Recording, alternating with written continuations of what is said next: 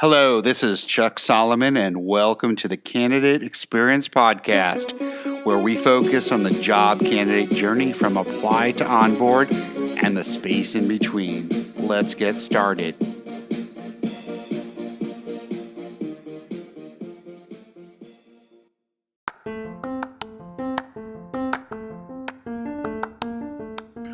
You care about the candidate experience, but have you ever wondered exactly how to bring your company to that next level and offer a world-class experience to your candidates? It's not easy. Fortunately, Candidate.fyi can help. Their solution guides candidates through your hiring journey, enhancing transparency and communication at every touch point. You'll also gain valuable insights on what's working and what's not with your hiring process. Best of all, it integrates directly with your ATS. Head on over to Candidate.fyi and see how to transform your company's candidate experience today. I lead with threats, Chuck. There's got to be some ultimatums involved. I really hope that whoever's reading the transcription of this can read into some sarcasm there.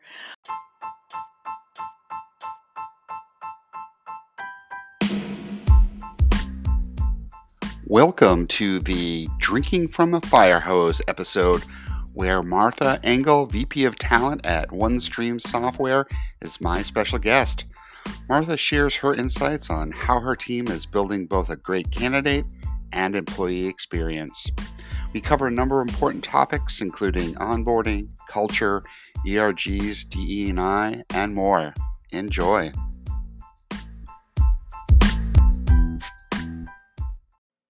Hey, Martha, how are you this afternoon? Good, Chuck. How are you? I'm doing well. Could you please tell listeners a little bit about Martha, the company you work for, and your current role? Sure, I'd love to. First, again, thank you for having me on. My My name pleasure. is Martha Engel. I am the VP of Talent Management and Inclusion at OneStream Software. I've been with OneStream almost 9 years now and seen this startup really kind of grow from a scrappy startup into now an accelerated growth company. So we've grown from when I started about 30 employees to now north of 1,300. So the growth has Wow. been pretty cool over the years, almost a decade. And I've got a lot of stories to tell depending on how much time you got. But this has definitely been home for me for a very long time. And personally, I'm a mom. I have a 10-year-old and a 12-year-old, two awesome kids at home. And I'm excited to share a little bit about what my experience has been. So, Well, I appreciate it. I'm actually not even sure where you live. Where do you live? Or where are you calling in from today? yeah, I'm in Birmingham, Michigan, actually. So that's where OneStream's headquarters is. That's where I'm calling in from today. So tell me, how did you get into this talent space? So I got started in human resources in general right out of college. So my degree was in English and philosophy. And bringing those sort of two things together, I was able to talk a little bit about the employee experience and help in making decisions and writing strong communications. And so that's where I started actually with what was OneStream's predecessor, Upstream. So this is back in 2004 that I got started with the crew, and that company was very successful. It was a data integration tool that they created to pair with Hyperion Financial Management. And it was so successful that Hyperion subsequently acquired Upstream. And through that acquisition, I exited the company. And here, it was 5-6 years later, the same crew of founders from Upstream reached out to me and said, hey, we're starting this new thing. It's called OneStream. We've got, 15 or so employees now. We're thinking you want to bring in, HR again. So would you be interested? So I put them off for about a year. I just had my son and then made the choice to come back and move back to Michigan. At the time we were living in Georgia, and I made the decision to be here. So joining OneStream was like the majority of my career has been here at this company. And it's been all facets of HR. So from generating offer letters and posting ads and onboarding new employees to performance management and benefits and payroll and Sure. facilities and it ran the gamut being a small company. So now that we're so much larger, we have a team of 40 plus in the people ops space. And my entire focus is on talent management. So where we're bringing people in, how we're taking care of them, what the tenets of the culture are, and what that employee experience really is. And so learning opportunities, everything from talent development and engagement, to talent acquisition and everything in between. So that's really been my journey and the focus. Like, I'm hugely a people person. Those genuine connections that people make are something that I like to be able to foster here. And so that's been the core of sort of my existence here at OneStream since day one. Gotcha. What does OneStream sell? Like what do you do as a company? Sure. So we're a corporate performance management tool. So in this industry, we're really like the only tool that is fully extensible. So it's a platform that gives our customers the opportunity to consolidate all of their financial data and effectively report on it. So Hmm. we like to simplify it and say, we take data and turn it into information so that companies can better make informed decisions for their business. So the customers that we're working with, to give it a quick snapshot, the data management and consolidation processes are improved about 80% on average in terms of time savings. So what gets me excited is that we talk to our customers who are super fanatical about OneStream and are definitely an extension of our family here, and they're like, man, I've got time back. What used to be a consolidation that would take me like 4 days is now shrunk down to like 2 hours. And I got to go to my daughter's ballet recital, and I got to, like, get back home and give my team some level of relief too. So that's the exciting part, is really being able to impact people and work, you know, get out of some of the mundane stuff and some of those repeatable processes, and automate some of that to be able to get to some of the more strategic and exciting work, and some of the stuff that people get into this industry, to do right off the bat. So yeah, it's a little bit about what OneStream's all about. It's always awesome when you can offer back time in people's day or Yeah. week or even month. I think that's always awesome. So you're covering like everything from like apply to offboarding, like that's all within your purview, No, well, now correct? my focus is all on sort of the front end. So with talent management, it's Okay. everything from, recruiting, right, posting and interviewing, to onboarding, and where we're how we're bringing Okay. people in. So the learning and development is part of my world, and then performance management as well. So in terms of like exit and HRIS and the like payroll and those elements, those live outside of my world. So I get to focus on a lot of the super fun stuff and the culture, and Right. creating events, and build some of those connections. So we do a lot of like empower hours with our employees. Certainly, like, moving to this virtual work experience now, we've gotten more creative about how we bring our people together. At OneStream, we have employees in 20 different countries, so we've always been a Wow. dispersed employee base. But certainly, going through COVID and this new work from home expectations, Right. we're offering a truly hybrid work opportunity. So that's something we've had to be really thoughtful about. How do you cultivate culture and true connection and that camaraderie? Same problem every company out there is facing, Chuck. I'm not saying anything new here, but that's been a major focus for my engagement team and for the L&D team. So Gotcha. I started at the beginning. My day job is at the beginning of the whole hiring process, and that's where I like to the other mundane stuff down the road. Not so right. interested in that sort of stuff. No, and it's Honestly, a if we're privilege. It being really is honest to, there. like, So but and we're obviously closely connected. It's all people ops at the end of the day. We're all one team. But the areas I focus on definitely are at the start and celebration sort of that relationship. gotcha. So if you think about like the candidate experience, so I would define that as like from apply to onboard. Can you describe a challenge that you've had around candidate experience and what you all did about it? Sure. What comes to mind is the volume of content that new hires have to absorb. Sure. So our thinking about sort of if we break this up into like pre-hire, like pre truly candidate experience lives here before like day one, and then onboarding new hire being like day one and forward, focusing on that day one, and how we're preparing our employees to join and get what they need right away. So we've always been really smart and good at like getting, you know laptops and equipment and access and those sort of applications built into the machine, and letting people know that the new joiners are coming. Like those mechanics have always been really strong here.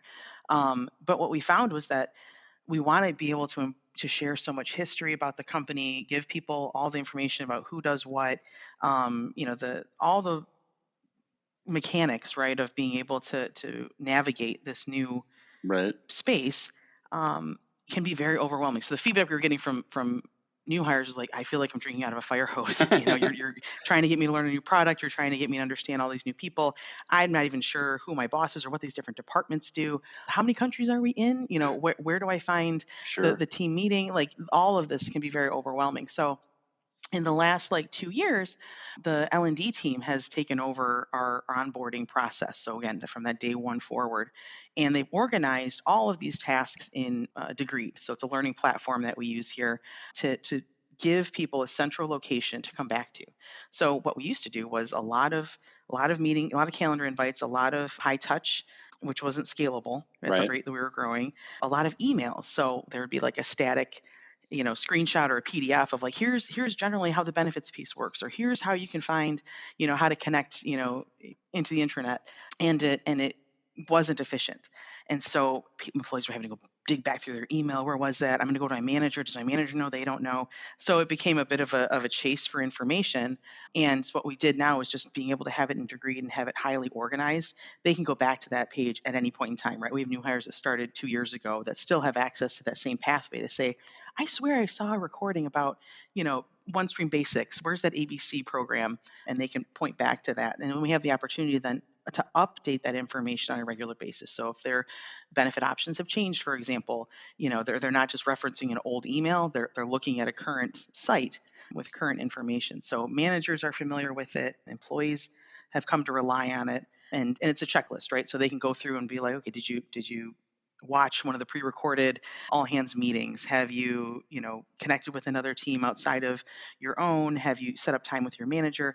And really like explicitly spell out what their expectations should be of their manager, of their team, and of themselves. So it's been a really strong tool, and we've gotten a lot of positive feedback from our team as they've used it. And now it's like part of our culture, right? Like our employees and managers are referencing back to it on a regular basis. So it's like, okay, we've built that behavior, and it's fulfilling what we hoped it would. So That's I'd say that was the biggest win. Yeah, that's awesome. I love how you said the feedback that you got was, I feel like someone spraying a fire hose on Yeah, me, yeah, or I'm trying to drink out of a fire hose. I'm guilty of that too. I'm responsible for onboarding our new clinician recruiters, and I say to them, like, right off the bat, I'm going to throw a whole bunch of stuff at you, yep, and I'm going to give you some documentation as well. However, I don't expect you to like know everything, learn anything, and know that I'd rather you not struggle with anything. I'd rather you just send me a note, like email me or Teams me and say, hey, Chuck, I remember you said something about this. How do you do that again? right. Said, because it's going to take me 5 seconds to respond, because I've been in all of our systems for a long time, Hmm. and I'd rather you not struggle. Like, don't try to dig through or whatever, just ask. Right. But I totally understand, and I've used that fire hose analogy too. I'm Yeah. guilty. I'm like, I'm just sorry. There's like just no other way. We need to get all this stuff out there, and but people learn at their own pace. And I always tell like my new team members that the more you do hands-on and use our systems, the more you become familiar with them, and Exactly. it'll be like second nature to you, because you don't learn by someone telling. You learn by doing, or Agreed. at least that's how I learn. Agreed. Doing rather than reading or watching someone else. So I often will have people share their screen, so it's them sort of driving the Yep. bus and me directing them, so they're getting their hands on it. And then I still on my end point at the screen like, no, move the cursor over a little bit more to the right. Yep. Yep. Three quarters of an inch to the right and quarter of an inch down, you'll be right where you're supposed to be. So Anyways, well, thanks for sharing that, Sure. your story and success story there. Switching gears a little bit, I think a lot a lot of folks like think that the recruiting team is like really responsible for candidate experience, but Martha, how do you talk with hiring managers about the importance of a positive candidate experience? Yeah, I lead with threats, Chuck. There's got to be some ultimatums involved. I really hope that whoever's reading the transcription of this can read into some sarcasm there. Well, we're very direct early on, right? We want to make sure that our managers have clear expectations of what they can expect from us. Right, But we also, before we even open a rec, we have the conversation about here's the investment in time this is going to take. We're full-time recruiters, right? This is our whole world.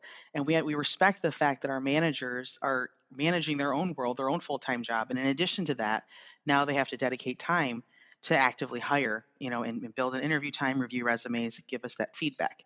We, at the very onset, again, before the rec is opened, we set those expectations to say, if we're building the job description, we need to have your, response, within a few days.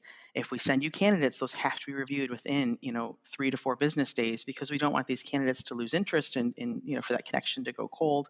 And then scheduling interviews.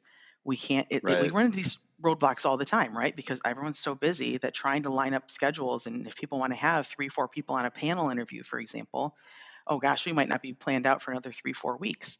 So we have to be reasonable in setting those expectations to say, if this is sure, what we're going to map out for the interview and who needs to be involved, then reasonably you're going to push this timeline out. Instead of a 45-day time to fill, this might be a 60-day time to fill. right, So it's just being reasonable and being practical and empowering my recruiters to be able to push back on some of those things. There's a lot of times where managers want to have like a decision by committee, and because there's safety in numbers, right? Like, we made this call together, right, guys?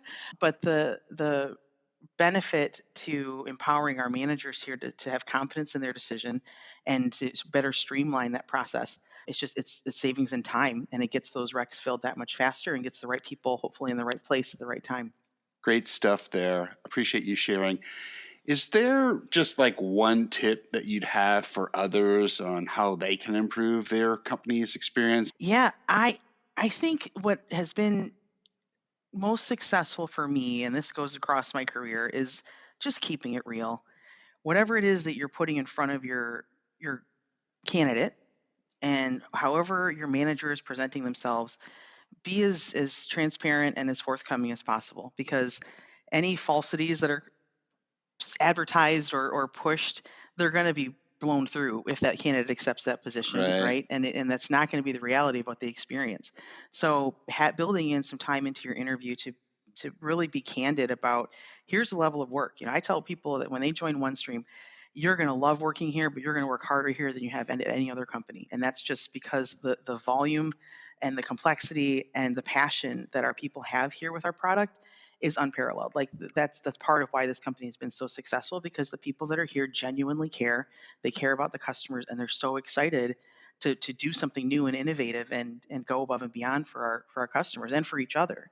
And that's a huge investment of yourself. So if you're not in a place where you're ready to do that, like, OneStream might not be the right fit for you. So I need to have that conversation up front very, very early, because otherwise it's going to be a wasted opportunity, right? And it wouldn't be fair to anybody involved. So I think, being really smart about, reflecting on yourself and what's happening within your team, working with your people ops team too, and if you have people business partners or whoever else, to really understand, as a hiring manager, what is sort of the attitude on my team, because there's what I think it is, and then there's what my employees are actually experiencing. So having our managers familiarized with the employee feedback reports, right? So ENPS scores and commentary that come from those, to give them an honest perspective of what the experience and culture on their team really is.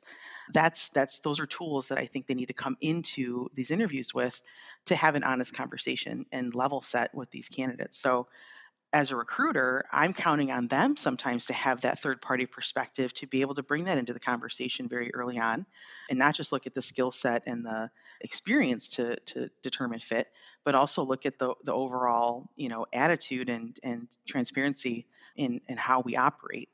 So overall, I think they need to be familiar with the culture of the larger company, right? What do our DE&I programs look like? What are our ERGs? Where are our employees genuinely connecting? How does this hybrid environment actually work? Is this more of just kind of a yeah, we've got culture, roll with it, right? No, the reality is we've invested a lot to make this a place where people want to be.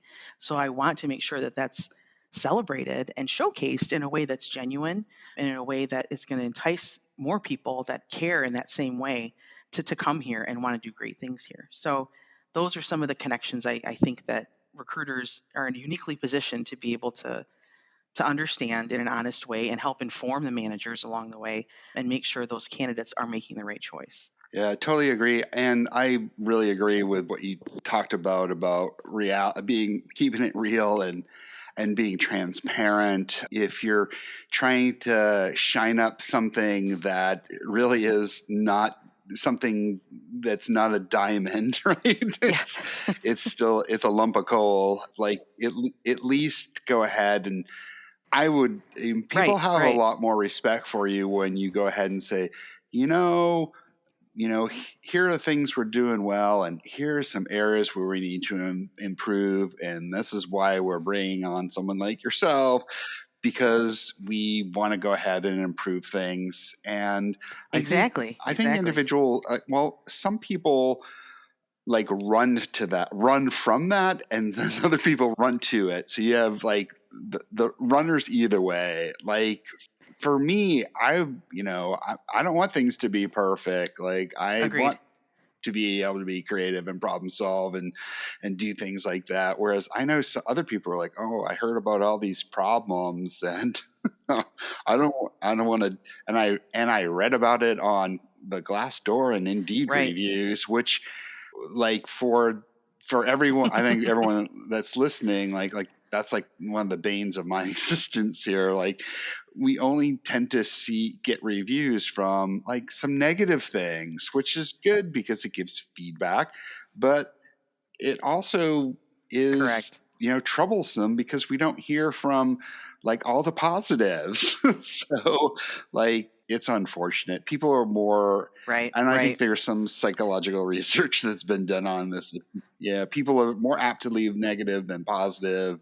There And is. so for all the job seekers out there, by all means go ahead and look at the reviews, but then look at like do the math on this too, like how many total reviews, because Indeed will show you how many total reviews are, Sure. and then you can figure out how many employees are there, and then go ahead and do the math. Say, well, we're only Mm-hmm. hearing from less than 4% of Right. their total employee base, like so 95% we're not hearing from. So like, Right. you know take everything with a grain of salt. A giant grain of Yeah. salt. I totally agree. I mean, it's like every Yelp review. Where do we go? We scroll to the bottom to see what are the 1-star reviews so I can, make sure I order the meatloaf. Like I don't know what our obsession is with that negativity, but for some reason it feels good when we can look at that and go, that wasn't me. Yeah, the So crazy thing about these things, which one day I'd love for it to be corrected, is that none of these reviews are like vetted or verified. That correct. poor meatloaf review from the restaurant you're going to could have been written from the restaurant across the street. Like there's Correct. no Yep. vetting. Same goes with the employee review sites too. They do nothing to go ahead and Qualify it. yeah. So which maybe someday that'll change. So Yep. watch all the reviews and take everything with that big grain of salt. So for sure. And ask all the questions of your recruiter. That's the thing. Like if you're questioning what this attitude might be or what the culture really is like I would challenge the candidates to come in with hard questions. What are some of your, you know, DE&I practices, or where do you see your values showing up on a regular basis? How involved is your CEO? How often do you hear from your CEO? Like, I think those are great questions for candidates to come prepared with and to understand sort of the attitude that of the company they're entering into. Totally agree. Yeah. Martha, if listeners wanted to get a hold of you, how could they do so? Best place would be on LinkedIn. So Martha Engel in Michigan. feel free to connect with me anytime on there. I love being able to expand my network and chat with as many people as possible and share any advice or, connect across the world. So please do reach out. Martha, thanks for your time and your insights today.